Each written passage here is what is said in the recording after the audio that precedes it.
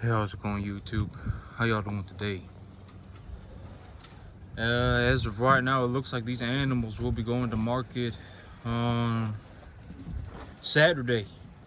I have to take them up there on Saturday, is what they're saying. So it looks like these animals will be going here pretty soon, here on Saturday.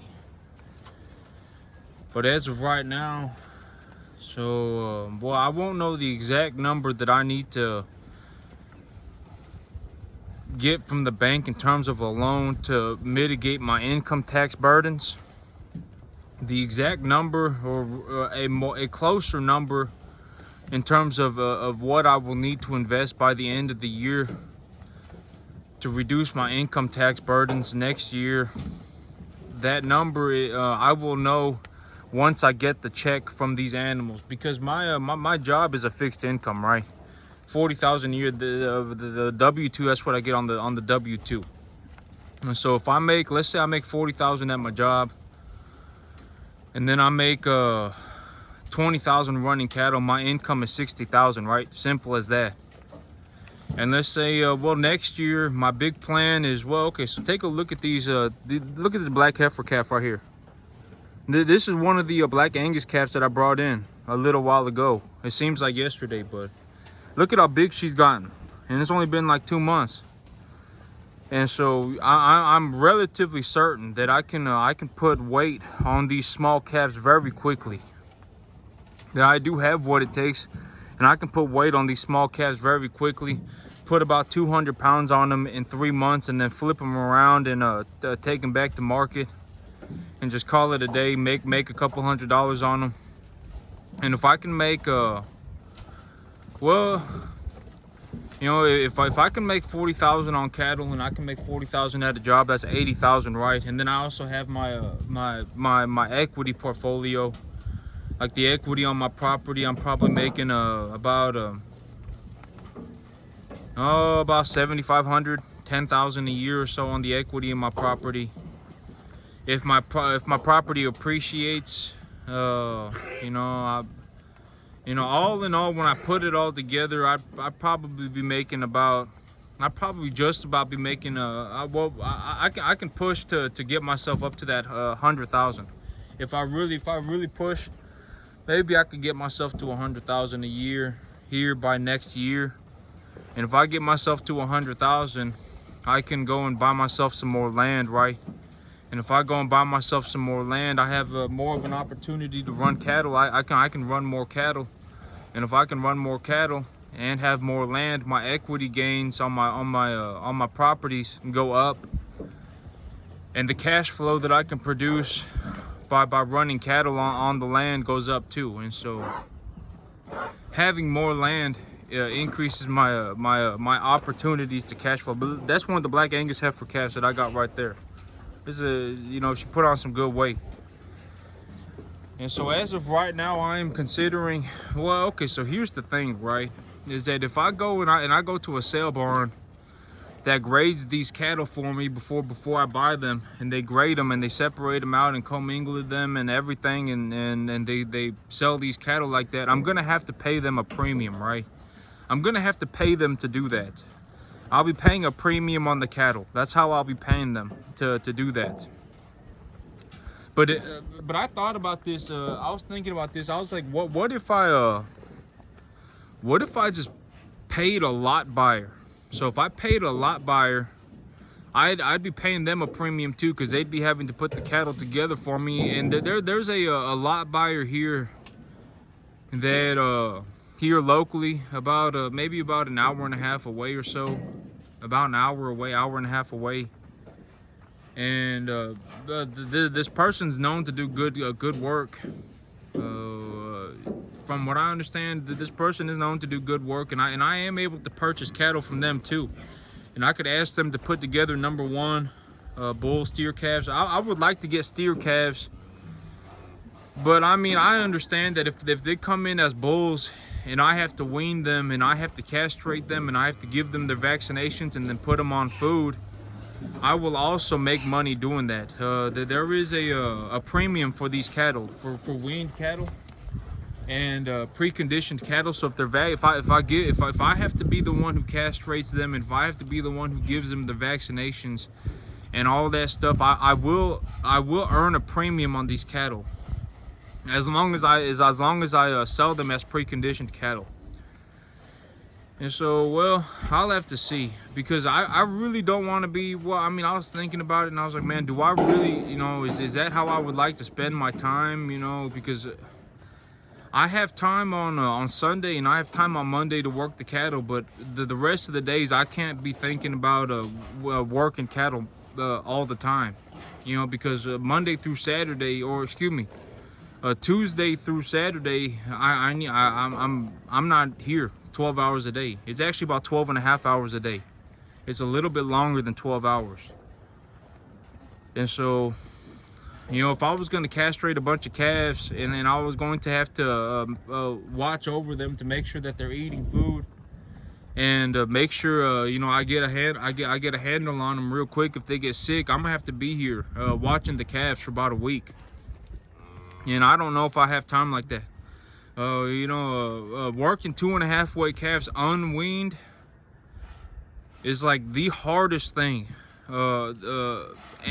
anyone can do in the cattle business. Like if I brought in a whole bunch of 2.5 weight calves, and these calves they're not on solid food, they haven't had any vaccinations, and they just got pulled off their mama cow, it is going to be the hardest thing that I mean, it will be incredibly difficult. And if it's 100 degrees outside, that makes it even worse.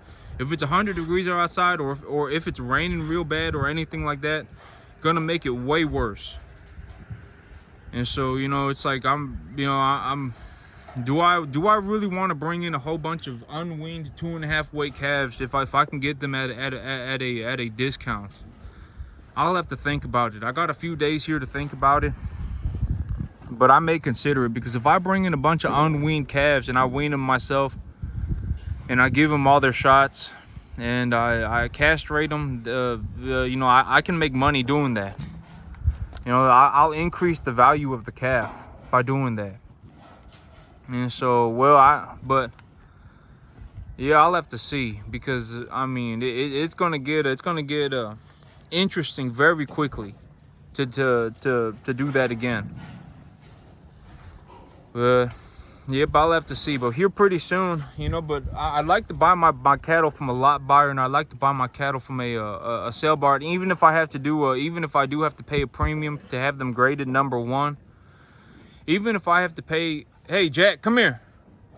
I don't know why Jack does this, but every time he sees the cow drinking the water, he'll go running over there and jump in their water. And then if they try and stick their face into the water to drink, he'll start snapping at them. Jack, come here. But yeah, but I don't mind paying a premium to get #1 graded cattle, because the way I look at it, Jack, come here. The way I look at it, if I had to go back and forth from the sale barn repeatedly, that's gonna be a few $100s in gas anyway. And so, yep, I mean, I don't really mind. But these calves, they're gonna be going to I mean, they're pretty much all yearlings now. I mean, I would say that this guy, he probably just about a year old, maybe a little bit more, 13, 14 months. He's a good, he's a little beef master calf, a little beef master animal. He's got real good temperament. Oh, he got a lot of flies on him. I'm gonna have to get some spray on him. They got the flies coming back. But yep, this is him. These animals, they all go into market here pretty soon. And once I get the money on these calves, once I get the money on these animals, I'll be able to see exactly how much I need to get from the bank to leverage for my income tax burdens. But these calves, you know, there is zero way for me to know for sure if I'm gonna make money or whatever. I can just do the best I can, right? And so when I look back at this business, so over the last about 10 months, you know, it cost me about $1,500 to run this business. To do all of this, it cost me about $1,500. And the rest, you know, the money that I put into this, it all came from the bank. And so, you know, in terms of grain or in terms of cattle, I don't mind purchasing grain or cattle on grain or on debt, right? Because if I take debt from the bank, right, and if the bank says here's your 50 grand or whatever, here's your money, I take the money and I purchase cattle with it. Well, I can turn the cattle right back into cash. I can take debt and turn it into cattle, and then turn the cattle into cash, and then pay the bank back with the cash, right? And it's a very liquid market. I can do that any day of the week. Maybe not Sunday. Well, even on Sunday, I'm sure I can find a way to do it. But yep, I can do that, right? And so it's not that big of a deal, as long as the cattle do not die. And so the grain that I purchase, the cattle that I purchase, come from debt. I take money from the bank to purchase the cattle, and I take money from the bank to purchase the grain. And so in terms of the money that I need to put in to raise these cattle, it costs me about $1,500 a year. And so but if I go from raising 35 calves a year to raising 200 calves a year, the money that I need to put in, it could go up to like $7,000-8,000 a year. And the only way for me to make money, to put that much money into the cattle, that I would be willing, because $7,000-8,000, if I was going to be willing to put $7,000-8,000 into the cattle, the only reason that I would be willing to do that is if the cattle are making me more money than I'm putting in. So if I raise 200 calves a year and they make me 50 grand, if I gross profit 50 grand and I have to spend $10,000, so I net a profit of 40 grand, I would be willing to spend invest $7,000-8,000 at that point. But the only way that I would be able to, the only reason that I would be willing to put $7,000-8,000 a year into raising 200 calves is if the calves made me more money than I put in. Because I ain't gonna put $7,000-8,000 into of my own money. Absolutely not. I'm not gonna do that. If I was gonna put $7,000-8,000 a year into running cattle just to have a good time, I may as well just go and buy myself a big truck, right? Because if I went and I traded my truck in right now and I bought myself a brand new F-250, I'd be paying like $4 grand a year, $5 grand a year. And so if I'm just looking to have a good time, I'm not going to do it by putting myself through like the worst, most difficult job on the planet. I'm not going to do that. That would be crazy. Absolutely not. I'm not going to do that. And so I'm not raising these calves just to have a good time, and I'm not raising these calves just to feel good inside. These calves need to make money. And if I'm going to run the business, and if I'm going to put $7,000-8,000 into them, if I put $7,000-8,000 into these animals, right, and I get a check for $50,000 a year for putting that $7,000-8,000 a year into the animals, it is in my best interest to run the calves. I don't really care about the $7,000-8,000. The $7,000-8,000 that it costs me to run 200 calves a year is not what I worry about at all. If it makes me 50 grand, I'm more concerned about the 50 grand than I am about the $7,000-8,000 that it cost me to run the business.